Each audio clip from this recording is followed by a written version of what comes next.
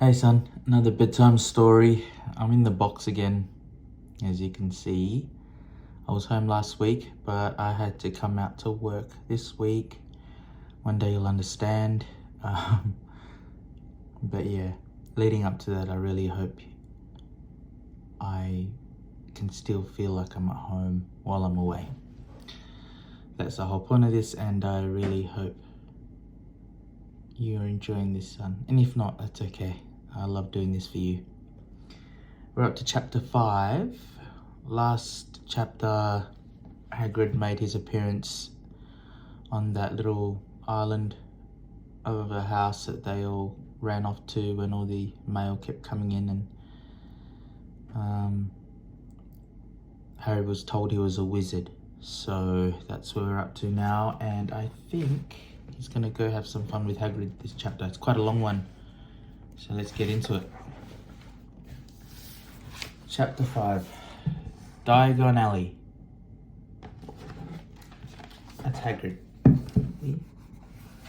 The big guy. Harry woke early the next morning. Although he could tell it was daylight, he kept his eyes shut tight. It was a dream, he told himself firmly. I dreamt a giant called Hagrid came to me telling I was going to school for wizards.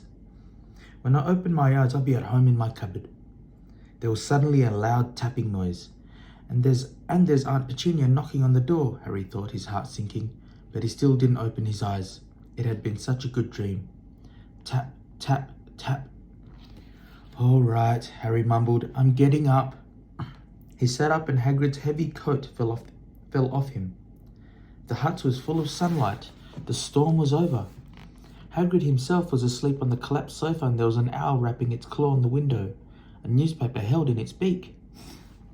Harry scrambled to his feet, so happy that he felt as though a large balloon was swelling inside him.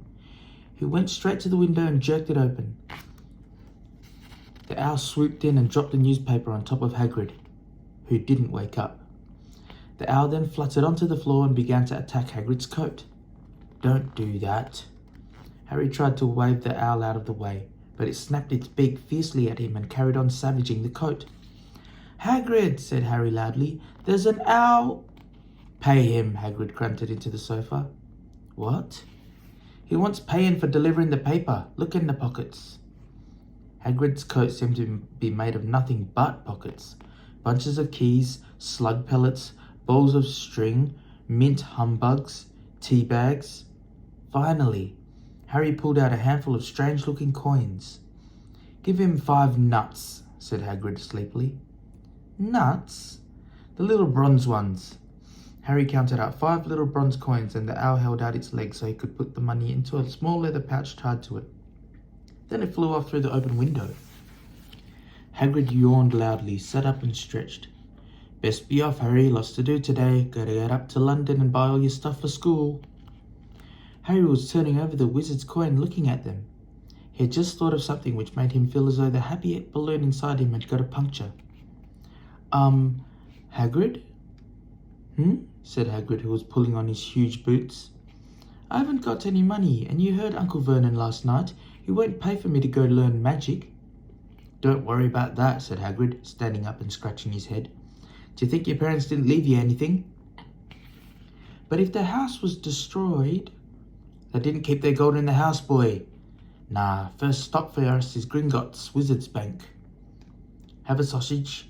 They're not bad cold. And I would say no to a berry birthday cake neither. Wizards have banks? Just the one, Gringotts, run by goblins. Harry dropped the bit of sausage he was holding. Goblins? Yeah, so you'd be mad to try and rob it, I'll tell you. Never mess with goblins, Harry. Gringotts is the safest place in the world for anything you want to keep safe. Except maybe Hogwarts. As a matter of fact, I've got to visit Gringotts today anyway. For Dumbledore. Hogwarts business. Hagrid drew himself up proudly. Usually gets me to do important stuff for him. Fetching you, getting things from Gringotts. Knows you can trust me, see? Got everything? Come on then.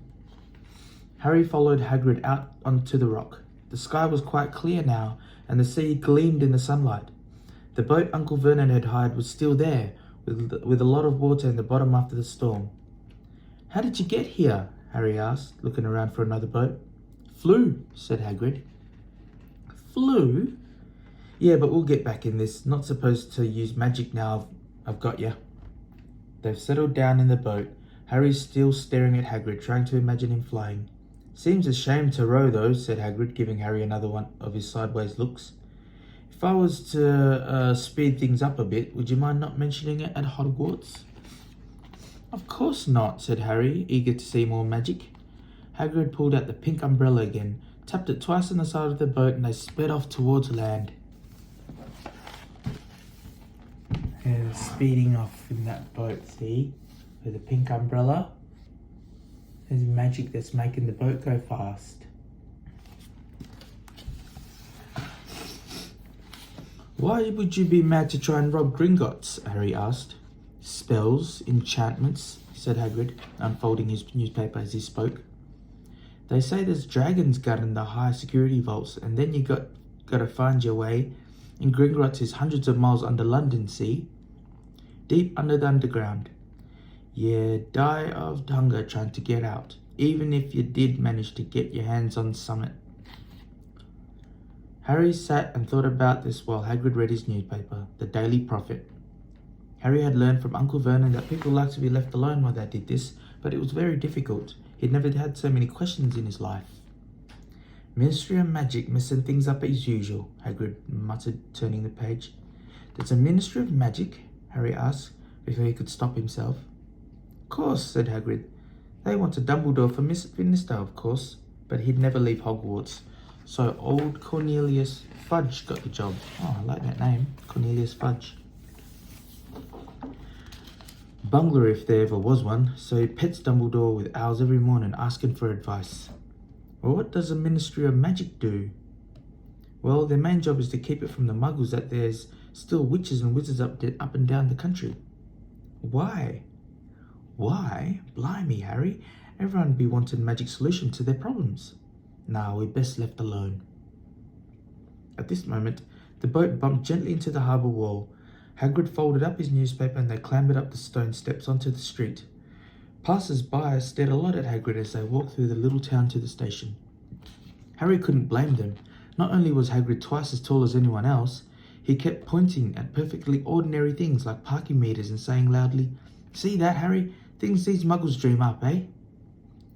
Hagrid, said Harry, panting a bit as he ran to keep up. Did you say there are dragons at Gringotts? Well, so they say, said Hagrid. Crikey, I'd like a dragon. You'd like one? Wanted one ever since I was a kid. Here we go. They had reached the station. There was a train to London in 5 minutes' time. Hagrid, who didn't understand muggle money, as he called it, gave the notes to Harry so he could buy their tickets. People stared more than ever on the train. Hagrid took up 2 seats and sat knitting what still looked like a canary yellow circus tent. That's them waiting at the train station. Hagrid's so big, see?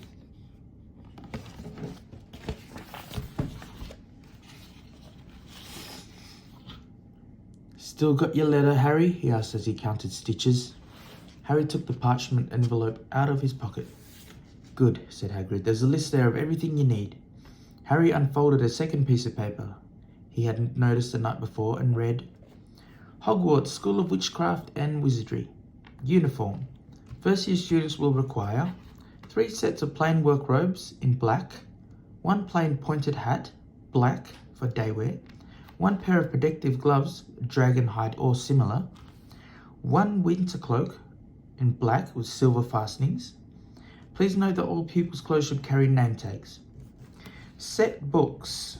All students should have a copy of each of the following.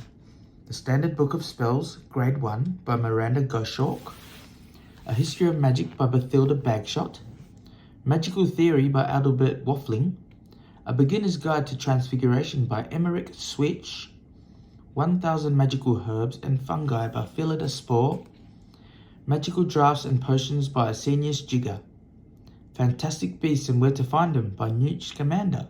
Oh, we know that one, don't we? The Dark Forces, A Guide to Self-Protection by Quentin Trimble.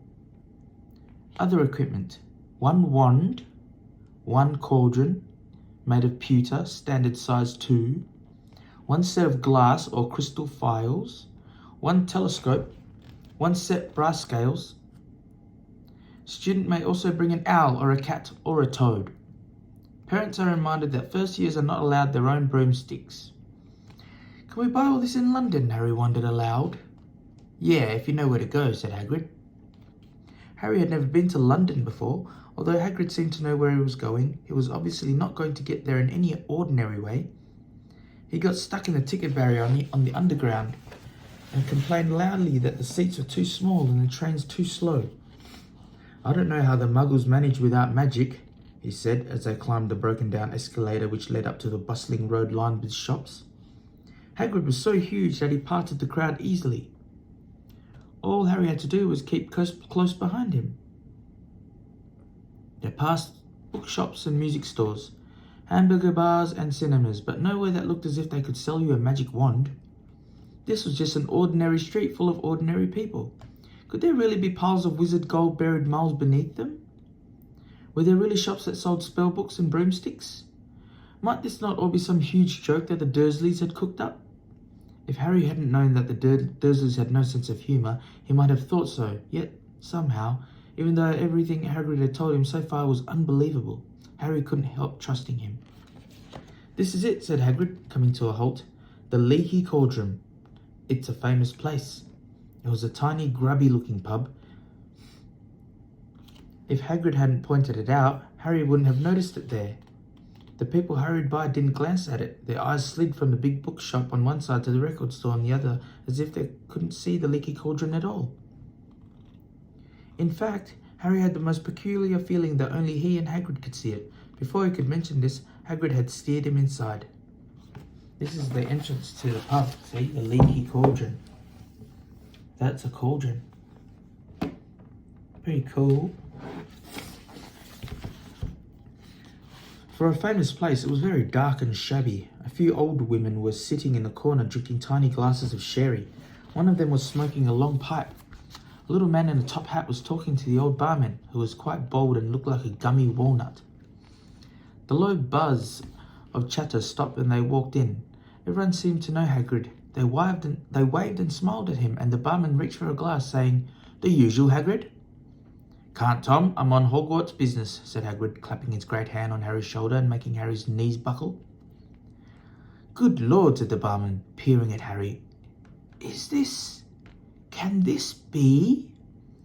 The Leaky Cauldron had suddenly gone completely still and quiet. "Bless my soul," whispered the old barman. "Harry Potter, what an honour!" He hurried out from behind the bar, rushed towards Harry and seized his hand, tears in his eyes. "Welcome back, Mr. Potter, welcome back." Harry didn't know what to say. Everyone was looking at him. The old woman with the pipe was puffing on it without realising it had gone out. Hagrid was beaming. Then there was a great scraping of chairs. The next moment, Harry found himself shaking hands with everyone in the Leaky Cauldron. "Doris Crockford, Mr. Potter. Can't believe I'm meeting you at last." "So proud, Mr. Potter. I'm just so proud."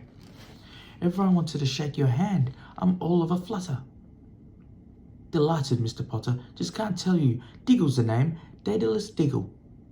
"I've seen you before," said Harry, as Daedalus Diggle's top hat fell off in his excitement. "You bowed to me once in a shop." "He remembers," cried Daedalus Diggle, looking around at everyone. "Did you hear that? He remembers me." Harry shook hands again and again. Doris Crockford kept coming back for more. A pale young man made his way forward, very nervously. One of his eyes was twitching. "Professor Quirrell," said Hagrid. "Harry, Professor Quirrell will be one of your teachers at Hogwarts." "Potter," stammered Professor Quirrell, grasping Harry's hand. "Can't tell you how pleased I am to meet you." "What sort of magic do you teach, Professor Quirrell?" Defense against the dark arts," muttered Professor Quirrell, as though he'd rather not think about it. No, not that you need it. Not that you need it, eh, Potter?" He laughed nervously. "You'll be getting all your equipment, I suppose. I've got to pick up a book on vampires myself." He looked terrified at the very thought. but the others wouldn't let Professor Quirrell keep Harry to himself. It took almost 10 minutes to get away from them at last. Hagrid managed to make himself heard over the babble. "Must get on, lots to buy. Come on, Harry." Doris Crockford shook Harry's hand one last time, and Hagrid led them through the bar and out to a small walled courtyard where there was nothing but a dustbin and a few weeds. Hagrid grinned at Harry. "Told you, didn't I? Told you was famous. Even Professor Quirrell was trembling to meet you. Mind you, he's always trembling." "Is he always that nervous?" "Oh yeah, poor bloke. Brilliant mind. He was fine while he was studying you out of books, but then he took a year off to get some first-hand experience. They say he met vampires in the Black Forest and there was a nasty bit of trouble with a hag. Never been the same since. Scared of the students, scared of his own subject now. Where's my umbrella? Vampires? Hags?" Harry's head was swimming. Hagrid, meanwhile, was counting bricks in the wall above the dustbin. 3 up, 2 across, he muttered. "Right, stand back, Harry." He tapped the wall 3 times with the point of his umbrella. The brick he had touched quivered. It wriggled. In the middle, a small hole appeared. It grew wider and wider. A second later, they were facing an archway, large enough even for Hagrid, and an archway onto a cobbled street which twisted and turned out of sight.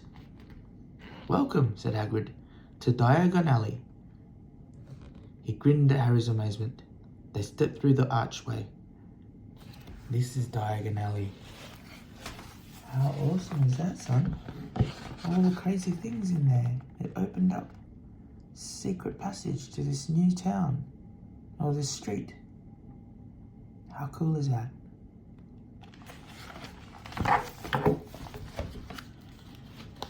He grinned at Harry's amazement. They stepped through the archway. Harry looked quickly over his shoulder and saw the archway shrink instantly back into solid wall. The sun shone brightly on a stack of cauldrons outside the nearest shop. Cauldrons, all sizes, copper, brass, pewter, silver, self-stirring, collapsible, said a sign hanging over them. "Yeah, you'll be needing one," said Hagrid, "but we gotta get your money first." Harry wished he had about 8 more eyes. He turned his head in every direction as they walked up the street, trying to look at everything at once. The shops, the things outside them, the people doing their shopping. Look how amazing this street looks, son. Wow. And there's so much going on. Harry wished he had 8 pairs of eyes. What is that? A plump woman outside an apothecary was shaking her head as they passed, saying, "Dragon liver, 16 sickles an ounce." "They're mad." A low, soft hooting came from a dark shop with a sign saying, "Ilops Owl Emporium, Tawny, Screech, Barn, Brown and Snowy." Several boys of Harry's age had their noses pressed against a window with broomsticks in it. "Look," Harry heard one of them say, "the new Nimbus 2000, fastest ever." There were shops selling robes, shops selling telescopes and strange silver instruments Harry had never seen before, windows stacked with barrels of bat spleens and eel's eyes, tottering piles of spellbooks, quills and rolls of parchment, potion bottles, globes of the moon. "Gringotts," said Hagrid. They had reached a snowy white building which towered over the other little shops. Standing beside its burnished brown doors, wearing a uniform of scarlet and gold was...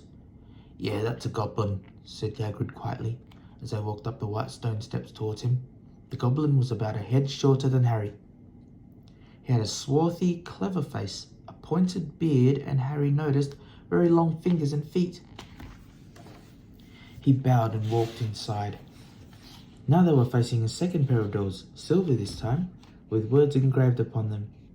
"Enter, stranger, but take heed of what awaits the sin of greed. For those who take but do not earn must pay most dearly in their turn.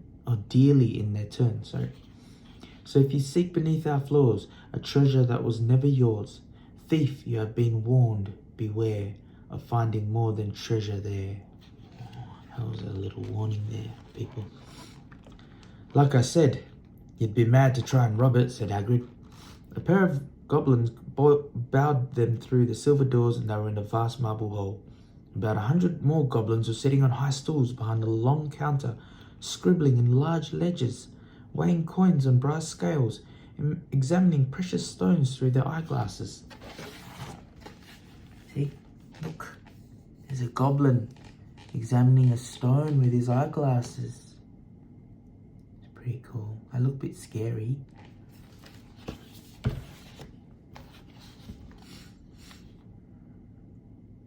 There were too many doors to count leading off the hall, and yet more goblins were showing people in and out of these. Hagrid and Harry made for the counter. "Morning," said Hagrid to a free goblin. "We've come to take some money out of Mr. Harry Potter's safe." "You have his key, sir?" "Got it here somewhere," said Hagrid, and he started emptying his pockets onto the counter, scattering a handful of mouldy dog biscuits over the goblin's book of numbers. The goblin wrinkled his nose. Harry watched the goblin on their right, weighing a pile of rubies as big as glowing coals. "Got it," said Hagrid, at last holding up a tiny golden key. The goblin looked at it closely. "That seems to be in order." "I've also got a letter here from Professor Dumbledore," said Hagrid importantly, throwing out his chest. "It's about the you-know-what in Vault 713. The goblin read the letter carefully. "Very well," he said, handing it back to Hagrid. "I'll have someone take you down to both vaults." "Griphook?" Griphook was yet another goblin. Once Hagrid had crammed all the dog biscuits back inside his pockets, he and Harry followed Griphook towards one of the doors leading off the hall. "What's the you-know-what in Vault 713? Hagrid asked. "Can't tell you that," said Hagrid mysteriously. "Very secret. Hogwarts business. Dumbledore's trusted me. More than my job's worth to tell you that." Griphook held the door open for them. Harry, who had expected more marble, was surprised. They were in a narrow stone passageway lit with flaming torches. It sloped steeply downwards, and there were little railway tracks on the floor. Griphook whistled, and a small cart came hurtling up the tracks towards them. They climbed in, Hagrid with some difficulty, and were off. At first they just hurtled through a maze of twisting passages. Harry tried to remember. Left, right, right, left, middle fork, right, left, but it was impossible. The rattling cart seemed to know its own way because Griphook wasn't steering. Harry's eyes stung as the cold air rushed past them, but he kept them wide open. Once he thought he saw a burst of fire at the end of a passage and twisted around to see if it was a dragon, but too late. They plunged even deeper, passing an underground lake where huge stalactites and stalagmites grew from the ceiling and floor. I never know, Harry called to Hagrid over the noise of the cart. "What's the difference between a stalagmite and a stalactite?" "Stalagmite's got an M in it," said Hagrid, "and don't ask me questions just now. I think I'm going to be sick." He did look very green, and when the cart stopped at last beside a small door in the passage wall, Hagrid got out and had to lean against the wall to stop his knees trembling. Griphook unlocked the door. A lot of green smoke came billowing out as it cleared. Harry gasped. Inside were mounds of gold coins, columns of silver, heaps of little bronze nuts. "All yours," smiled Hagrid. "All Harry's." It was incredible. The Dursleys couldn't have known about this, or they'd have taken it from faster than blinking. How often had they complained how much Harry cost them to keep? And all the time there had been a small fortune belonging to him, buried deep under London. Wow. Hagrid helped Harry pile some of it into a bag. "The gold ones are galleons," he explained. 17 silver sickles to a galleon and 29 nuts to a sickle. It's easy enough. Right, that should be enough for a couple of terms. We'll keep the rest safe for you. He turned to Griphook. "Vault 713 now, please, and can we go more slowly?" "One speed only," said Griphook. They were going even deeper now and gathering speed. The air became colder and colder as they hurtled around tight corners. They went round rattling over an underground ravine, and Harry leant over the side to try and see what was down at the dark bottom, but Hagrid groaned and pulled him back by the scruff of his neck. Vault 713 had no keyhole. "Stand back," said Griphook importantly. He stroked the door gently with one of his long fingers, and it simply melted away.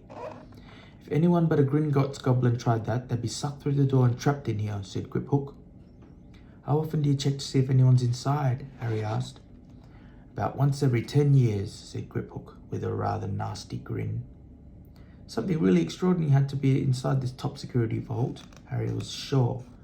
And he leant forward eagerly, expecting to see fabulous jewels at the very least.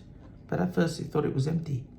Then he noticed a grubby little package wrapped up in brown paper lying on the floor. Hagrid picked it up and tucked it deep inside his coat. Harry longed to see what it was, but never knew then to ask. But he knew better than to ask. Come on, back in this infernal cart, and don't talk to me on the way back. It's best if I keep my mouth shut, said Hagrid. One wild cart ride later, they stood blinking in the sunlight outside Gringotts. Harry didn't know where to run first now that he had a bag full of money. He didn't have to know how many galleons there were to a pound to know he was holding more money than he'd ever had in his whole life. More money than even Dudley had ever had. Might as well get your uniform, said Hagrid, nodding towards Madame Malkin's robes for all occasions. Listen, Harry, would you mind if I slipped off for a pick-me-up in the leaky cauldron? I hate them Gringotts carts. He did look a little bit sick, so Harry entered Madame Malkin's shop alone, feeling nervous. Madame Malkin was a squat, smiling witch, dressed all in mauve. Hogwarts, dear, she said, when Harry started to speak. Got the lot here. Another young man being fitted up just now, in fact. In the back of the shop, a boy with a pale, pointed face was standing on a footstool where the second witch pinned up his long black robes. Madame Malkin stood Harry on a stool next to him, slipped the long robe over his head and began to pin it to the right length. Hello, said the boy. Hogwarts too? Yes, said Harry. My father's next door buying my books and mother's up the street looking at wands. This is the boy. There's a boy that's getting dressed as well in the tailoring shop, getting his uniform.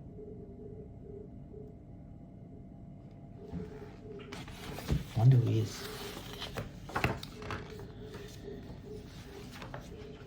He had a bored, drawling voice. Then I'm going to drag them off to look at racing brooms. I don't see why first years can't have their own.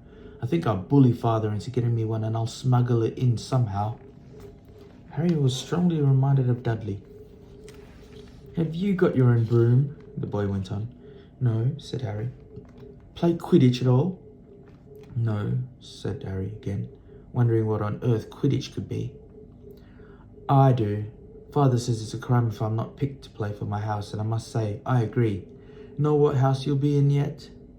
No, said Harry, feeling more stupid by the minute. Well, no one really knows until they get there, do they? But I'll know I'll be in Slytherin.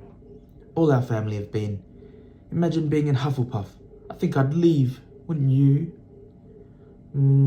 Said Harry, wishing we could say something a bit more interesting. I say, look at that man, said the boy suddenly, nodding towards the front window. Hagrid was standing there, grinning at Harry and pointing at 2 large ice creams to show he couldn't come in. That's Hagrid, said Harry, pleased to know something the boy didn't. He works at Hogwarts.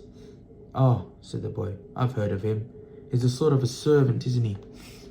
He's the gamekeeper, said Harry. He was liking the boy less and less every second. Yes, exactly. I heard he's sort of a savage. Lives in a hut in the school grounds and every now and then he gets drunk. Tries to do magic and ends up setting fire to his bed. I think he's brilliant, said Harry coldly.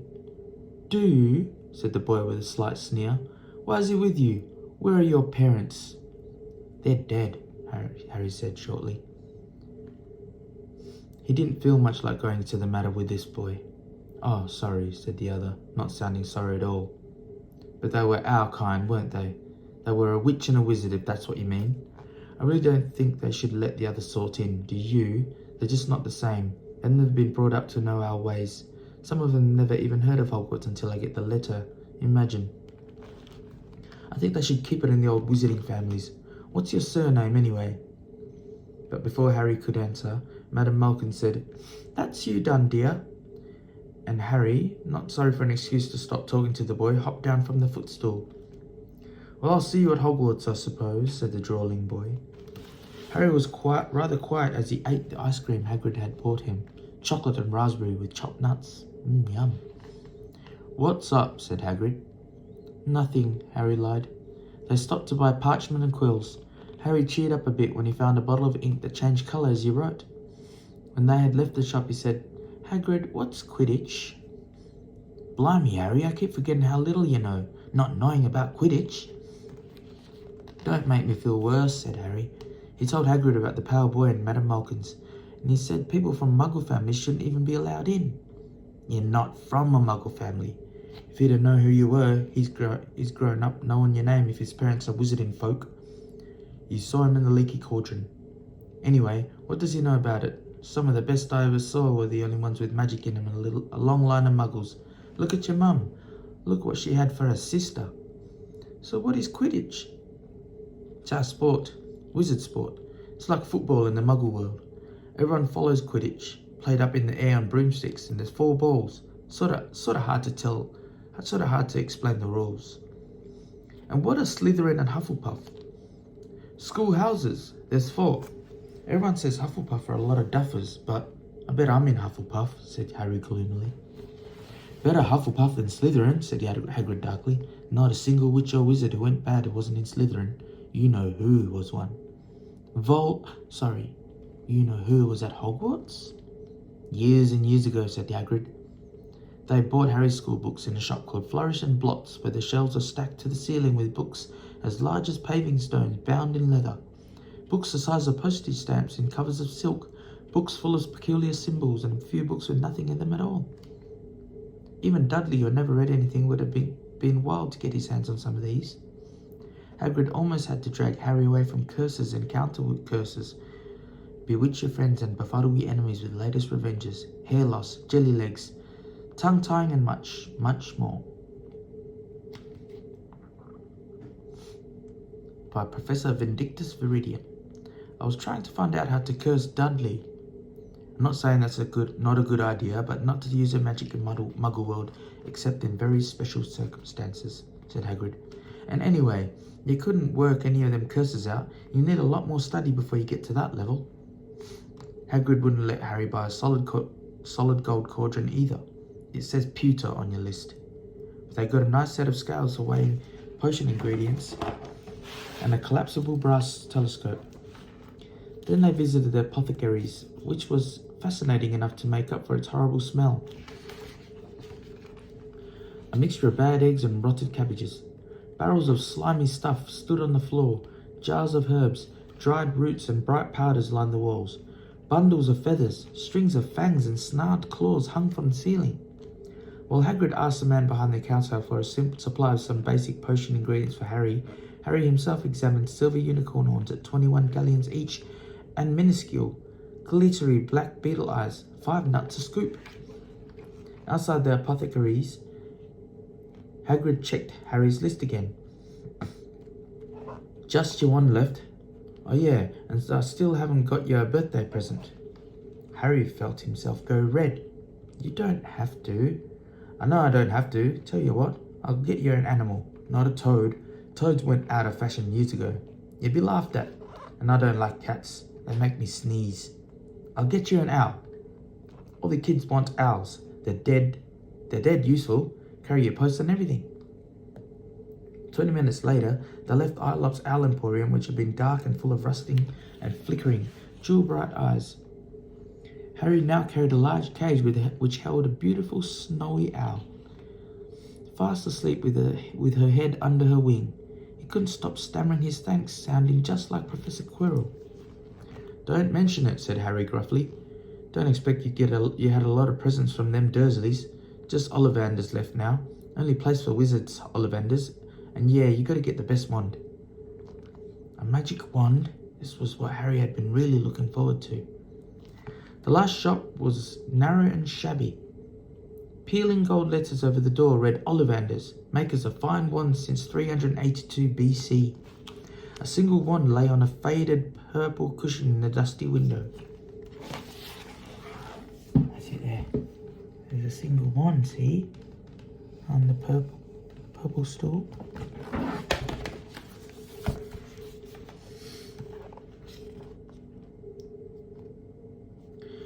A tinkling bell rang somewhere in the depths of the shop as they stepped inside. It was a tiny place, empty except for a single spindly chair which Hagrid sat on to wait. Harry felt strangely as though he had entered a very strict library. He swallowed a lot of new questions which had just occurred to him and looked inside at the thousands of narrow boxes piled neatly right up to the ceiling. For some reason, the back of his neck prickled. The very dust and silence in here seemed to tinkle with some secret magic. "Good afternoon," said a soft voice. Hagrid jumped. Hagrid must have jumped too, because there was a loud crunching noise, and he got quickly off the spindly chair. An old man was standing before them, his wide, pale eyes shining like moons through the gloom of the shop. "Hello," said Harry awkwardly. "Ah, yes," said the man. Yes, I thought I'd be seeing you soon, Harry Potter." It wasn't a question. "You have your mother's eyes. Seems only yesterday she was in here herself buying her first wand. 10 1/4 inches long, swishy, made of willow. Nice wand for charm work." Mr. Ollivander moved closer to Harry. Harry wished he could blink. Those silvery eyes were a bit creepy. "Your father, on the other hand, favoured a mahogany wand, 11 inches, pliable, a little more power and excellent for transfiguration. Well, I say your father favoured it. It's really the wand that chooses the wizard, of course." Mr. Ollivander had come so close that he and Harry were almost nose to nose. Harry could see himself reflected in those misty eyes. And that's where Mr. Ollivander touched the lightning scar on Harry's forehead with a long white finger. "I'm sorry to say I sold the wand that did it," he said softly. 13 1/2 inches. Powerful wand, very powerful, and in the wrong hands. Well, if I'd known what that wand was going out into the world to do." He shook his head, and then, to Harry's relief, spotted Hagrid. Rubius Hagrid, how nice to see you again. Oak, 16 inches, rather bendy, wasn't it?" "It was, sir, yes," said Hagrid. "Good wand, that one, but I suppose they snapped it in half when you got expelled," said Mr. Ollivander, suddenly stern. Yes, they did, yes," said Hagrid, shuffling his feet. "I've still got the pieces, though," he added brightly. "But you didn't use them?" said Mr. Ollivander sharply. "Oh, no, sir," said Hagrid quickly. Harry noticed he gripped his pink umbrella very tightly as he spoke. Said Mr. Ollivander, giving Hagrid a piercing look. "Well now, Mr. Potter, let me see." He pulled a long tape measure with silver markings out of his pocket. "Which is your wand arm?" Well, I'm right-handed," said Harry. "Hold out your arm. That's it." He measured Harry from shoulder to finger, then wrist to elbow, shoulder to floor, knee to armpit, and round his head. As he measured, he said, "Every Ollivander wand has a core of powerful magical substance, Mr. Potter. We use unicorn hairs, phoenix tail feathers, and the heartstrings of dragons. No two Ollivander wands are the same. Just no two unicorns, dragons, or phoenixes are quite the same. And of course, you'll never get such good results with another wizard's wand." Harry suddenly realised that the tape measure, which was measuring between his nostrils, was doing this on its own. Mr. Ollivander was flitting around the shelves, taking down boxes. "That will do," he said, and the tape measure crumpled into a heap on the floor. "Right then, Mr. Potter, try this one. Beechwood and dragon heartstring, 9 inches, nice and flexible. Just take it and give it a wave." Harry took the wand, and feeling foolish, waved it around a bit, but Mr. Ollivander snatched it out of his hand almost at once. "Maple and phoenix feather, 7 inches, quite whippy. Try." Harry tried, but he had hardly raised the wand when it too was snatched back by Mr. Ollivander. No. Here, ebony and unicorn hair, 8 1/2 inches, springy. Go on, try it out." Harry tried and tried. He had no idea what Mr. Ollivander was waiting for. The pile of dried wands was mounting higher and higher on the spindly chair, but the more wands Mr. Ollivander pulled from the shelves, the happier he seemed to become. "Tricky customer, eh? Not to worry, we'll find the perfect match here somewhere. I wonder now. Yes, why not? Unusual combination. Holly and phoenix feather, 11 inches, nice and supple." Harry took the wand. He felt a sudden warmth in his fingers. He raised the wand above his head, brought it swishing down through the dusty air, and a stream of red and gold sparks shot from the end like a firework, throwing dancing spots of light onto the walls. Hagrid whooped and clapped, and Mr. Ollivander cried, Oh, bravo! Yes, indeed. Oh, very good. Well, well, well, how curious. How very curious. He put Harry's wand back into its box and wrapped it in brown paper, still muttering, Curious, curious. Sorry, said Harry, but what's curious? Mr. Ollivander fixed Harry with his pale stare. I remember every wand I've ever sold, Mr. Potter. Every single wand. It so happens that the phoenix whose tail feather is in your wand gave another feather, just one other. It's very curious indeed that you should be destined for this one when his brother gave you that scar. Harry swallowed.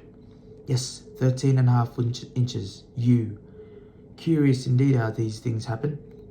The wand chooses the wizards, remember? I think we must expect great things from you, Mr. Potter. After all, he who must not be named did great things. Terrible, yes, but great. Harry shivered. He wasn't sure he liked Mr. Ollivander too much. He paid 7 gold galleons for his wand, and Mr. Ollivander bowed them from his shop.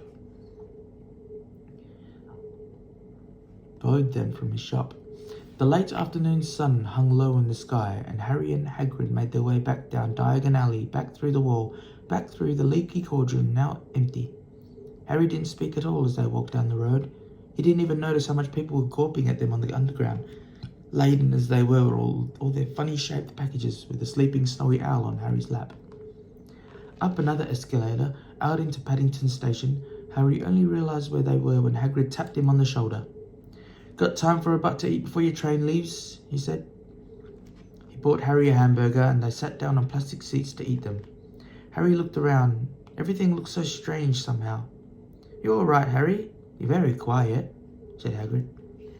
Harry wasn't so sure he could explain.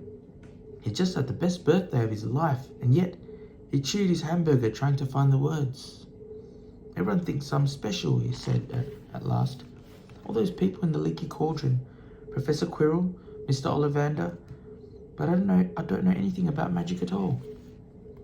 How can they expect great things? I'm famous and I can't even remember what I'm famous for. I don't know what happened when the night my parents died. Hagrid leant over the table. Behind the wild beard and eyebrows he wore a very kind smile. Don't you worry, Harry. You'll learn fast enough. Everyone starts at the beginning at Hogwarts. You'll be just fine. Just be yourself. I know it's hard. You've been singled out and that's always hard. But you'll have a great time at Hogwarts. I did. Still do, as a matter of fact. Hagrid helped Harry onto the train that would take him back to the Dursleys, then handed him an envelope. Your ticket for Hogwarts, he said. 1st of September, King's Cross. It's all on your ticket. Any problems with the Dursleys, send me a letter with your owl. She'll know where to find me. See you soon, Harry. The train pulled out of the station. Harry wanted to watch Hagrid until he was out of sight. He rose in his seat and pressed his nose against the window, but he blinked and Hagrid was gone. Whoa, that was a great chapter. That was the end of the 5th chapter, son. I hope you enjoyed it. I really loved reading it to you.